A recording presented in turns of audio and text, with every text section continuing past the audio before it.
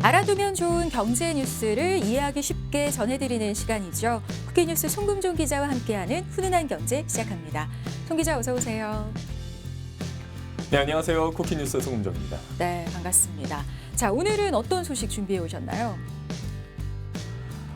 지난달 22일이었죠. 정부가 세법 개정안을 발표했습니다. 이 근로자와 자영업자, 중소기업 운영자, 투자자까지 이 전방위적인 사람들이 이제 이번 세금 개편 영향을 받는데요. 이 소득세, 종합부동산세, 그리고 증권거래세 밖에도 좀 세금을 더 받거나 덜 받을 수 있는 이제 수십 가지 조건이 바뀌었습니다.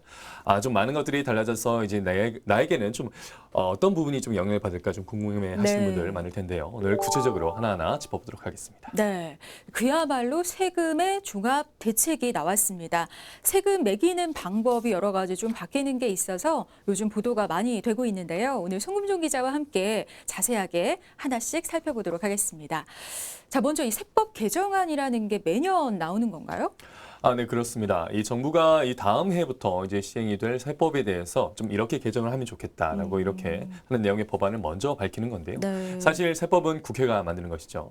이 정부가 세법을 만들고 싶을 내용을 먼저 발표하고 그것을 나중에 국회에 이제 제출을 할 겁니다. 네. 자, 그럼 먼저 이번 세법 개정안의 기본 방향은 무엇인지 알아볼까요? 네, 이번 이 세법 개정안이 정부의 성격을 반영하기도 하고 그 해의 경제 상황을 다 반영을 합니다. 이 세법 개정안은 이런 것들을 다 종합했다고 볼 수가 있겠는데요.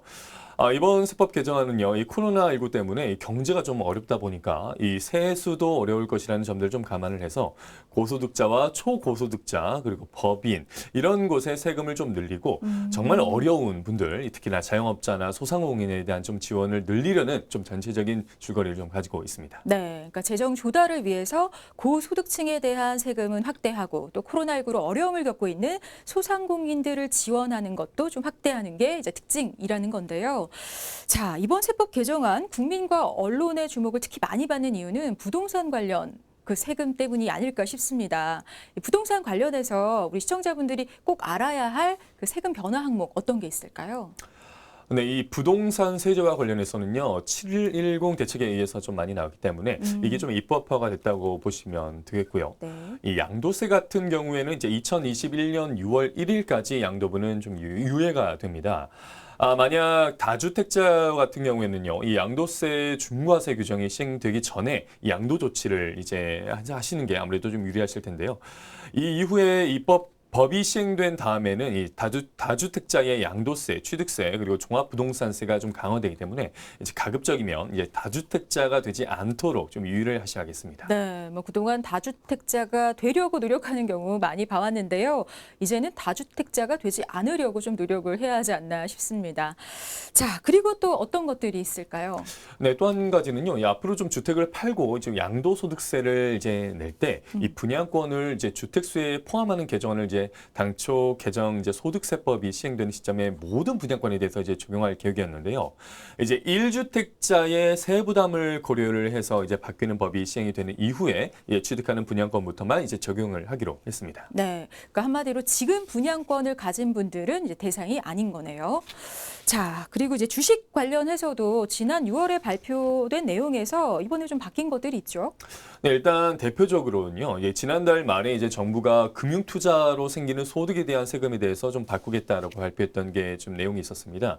핵심은 이거였는데요. 지금까지는 대주주가 아닌 개인 투자자들에게는 이제 걷지 않았었던 주식 양도소득세를 이제 걷겠다. 그리고 값이 오른 주식을 팔아서 이익을 이제 얻었을 때 그 차익의 20%를 좀 세금으로 거둘 건데 연간 2천만 원까지는 안 걷는다라고 했었거든요. 근데 여기에 대해서 이제 개인 투자자들의 좀 반발이 이어지면서 논란이 됐죠. 결국 이제 대통령이 개인 투자자들의 투자 의욕을 꺾으면 안 된다고 이제 거론을 하면서 세제 개편안이 대폭 수정이 된 겁니다. 네, 그러니까 처음에 반발이 워낙 컸기 때문에 그런 부분을 좀 감안을 했겠죠. 2천만 원이 넘는 주식 투자 수익에 대해서 세금을 물리겠다던 정부가 한 발 좀 물러난 건데요. 어떻게 수정이 되는 건가요? 네, 이 국내 주식과 이 주식형 펀드로 벌어들인 이제 소득에 대해서 이제 2023년부터 이 양도소득세를 걷는데요. 5천만 원까지는 걷지 않습니다. 처음에는 2천만 원 이상 이익을 낸 사람들한테는 세금을 내라 했었다가 이번에는 좀 한 발 물러서서 이제 5천만 원 이상 대상을 좀 좁혔는데요. 네. 이렇게 되면 이제 세금을 내야 할 사람들이 한 15만 명 정도라고 이야기를 하는데 이 처음에는 30만 명 수준이었거든요. 이 개인 투자자들에게 주식 양도세를 걷겠다는 방향은 그대로인데 이 당초 발표했던 것보다 이 과세하지 않는 양도 차익의 폭을 늘린 것이죠. 그렇군요. 자, 그리고 또 한 가지 주식을 사고 팔 때 내는 거래세도 단계적으로 좀 축소해 갈 계획이라고요. 네, 이 증권거래세는 지난 6월 말에 깎아주겠다고 발표했던 폭을 유지하고 이 단계적으로 적용을 시작하는 시기는 좀 앞당깁니다. 지금 주식을 거래할 때마다 이 거래액이 0.25%씩 떼고 있는데요. 이 2023년까지 0.15%가 됩니다. 네, 그러니까 이 정도면 뭐 개인 투자자들의 불만을 최소화할 수 있을 거다 정부가 판단을 한 것 같은데요. 주식 투자하시는 분들 상당히 많고 또 동학 개미들의 위세도 상당하죠. 이번 이렇게 바뀌는 세제 개편에 대해서 반응들은 어떤가요? 네, 여기서 이제 반대청원 운동도 벌써 시작이 됐는데요. 이 국내 시장이 미국 애플사, 지금 미국의 회사 하나의 이 시가총액에도 미치지 못하고 이 장기 투자 수익률도 낮은데 이 세금까지 부과하면 누가 국내에 투자를 하겠느냐 이런 논리였었습니다. 먼저 하루 동안 보유하고 팔았든 또 10년을 보유했든 간에 이 똑같이 수익의 20%를 곱해서 이제 세금을 내야 하기 때문인데요. 이 좀 장기 투자자가 상대적으로 불리한 제도라는 이유였습니다. 그렇군요. 그리고 이제 기존에 없던 새로운 현상이 사회적으로 생기면 이에 대해 이제 새로운 세금이 매겨지는 경우가 있는데요. 비트코인 투자 수익에는 뭐 지금까지 세금이 매겨지지 않았던 거죠. 네, 이 정부가 내년 10월 1일부터 이 가상 자산에 대해서 20% 세금을 부과하기로 했습니다. 이 매도 금액에서 이 취득 금액과 부대 비용을 빼고 남은 수익을 이 가상 자산 소득 금액으로 판단을 하고 여기에 20% 세율을 곱하는 겁니다. 하지만 업계에서는 실효성이 좀 떨어진다라는 비판이 제기되고 있다고요. 예, 맞습니다. 이 가상자산 투자자들이요, 이 해외 거래소를 이용하거나 이 개인 간 거래를 하는 경우에 사실상 좀 추적을 할 방법이 없기 때문인데요. 한 업계 관계자에 따르면요, 이 가상자산 자금의 해외 이탈이 좀 만연해질 경우에 정부가 어떻게 세수를 확보하려는 것인지 의문이다. 그리고 또 거래소가 아닌 투자자들이 납세 의무자이기 때문에 이들이 장내 거래를 계속 유지하면서 과세 체계가 자리 잡아 나갈 수 있는 방안에 대해서도 더 고민을 했어야 한다라고 이렇게 지적을 하기도 했습니다. 네, 그러니까 거래소를 통하지 않은 이 가상자산 거래는 사실상 추적이 불가능하다는 얘기인데요. 장내 거래 유입을 독려할 수 있는 합리적인 과세안이 필요하지 않을까 싶습니다. 자, 이번 개정안의 또 하나의 특징은 소상공인에 대한 지원을 확대한다는 건데요. 구체적으로 어떤 내용인가요? 네, 정부는 코로나19로 인한 불평등이 좀 확대가 되지 않도록 이 자영업자의 오랜 수건이었죠. 이 간이 과세 제도를 20여 년 만에 이제 대폭 확대했습니다.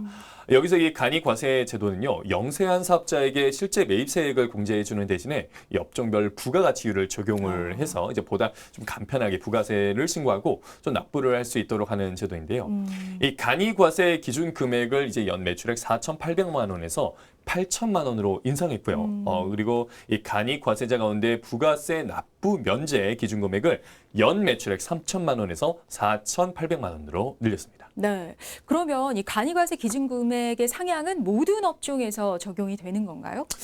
그건 아니고요. 이 부동산 임대업과 유흥업은 현행 4,800만 원 기준을 유지하게 됩니다. 이 일반 과세자가 이제 간이 과세자로 전환이 되더라도 이 세금 계산서를 발급하는 의무도 유지가 됩니다. 네.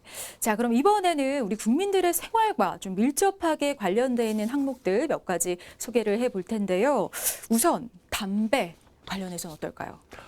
네, 이번에 이 담배 개별 소비세율을 인상하겠다고 했습니다. 이 전자담배를 얘기를 하는데요. 이 액상형 전자담배에 매기는 개별 소비세를 현재 2배로 올리게 되는데요. 지금 니코틴 용액 1ml당 이제 개별 소비세가 370원입니다. 근데 이게 740원이 되고요. 이렇게 지금보다 2배 이상 올리면요, 이제 앞으로 액상 담배 가격은 오를 수밖에 없을 것 같습니다. 네. 자, 그리고 또 이 코로나19로 소비가 많이 위축이 됐죠. 그래서 소비 활성화를 유도하기 위해서 올해 한시적으로 신용카드 소득공제 한도를 좀 인상하기로 했다고 하죠. 이 소비를 많이 하면 세금을 줄여주는 신용카드 소득공제 어느 정도나 올라가는 건가요?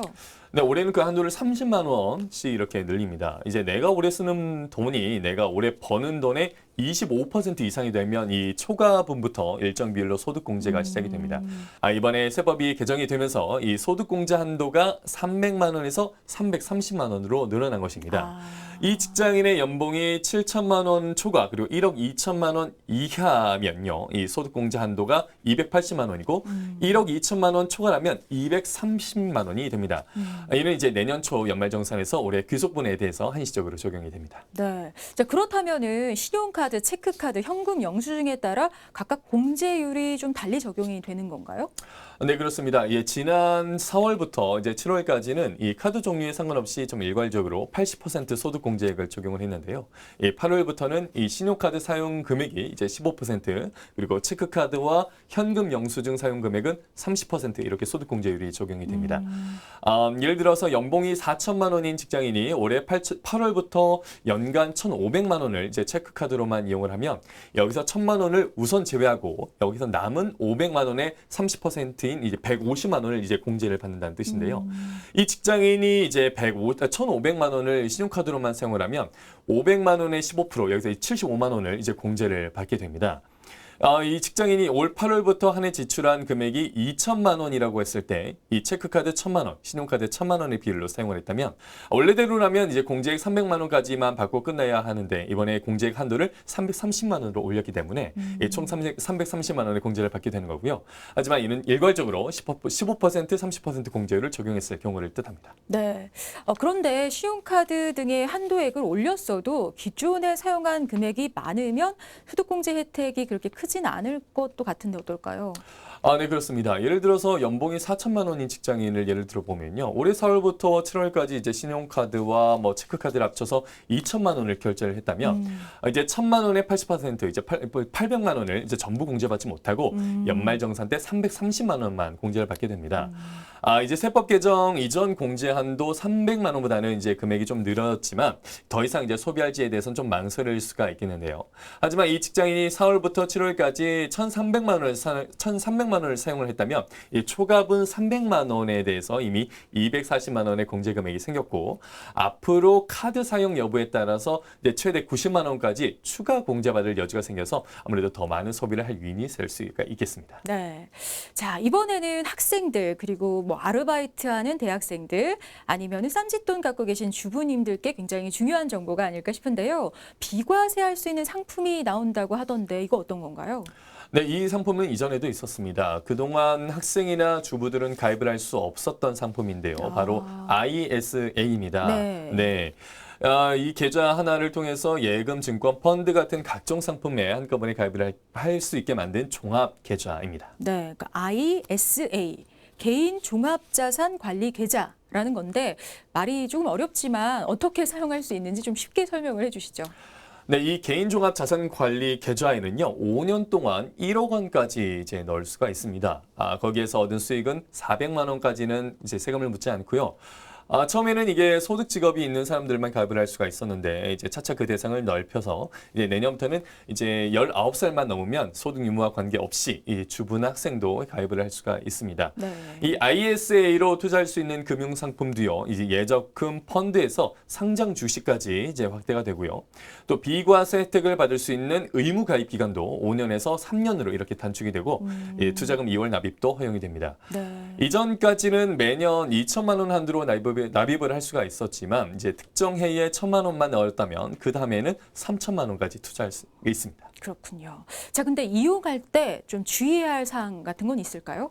네, 여기서 주의할 점은요. 이제 한 가지입니다. 이 계좌 관리 수수료가 있는데 이게 높은 금융회사들이 있으니까요. 이것을 잘 확인을 해봐야 할 것 같고요.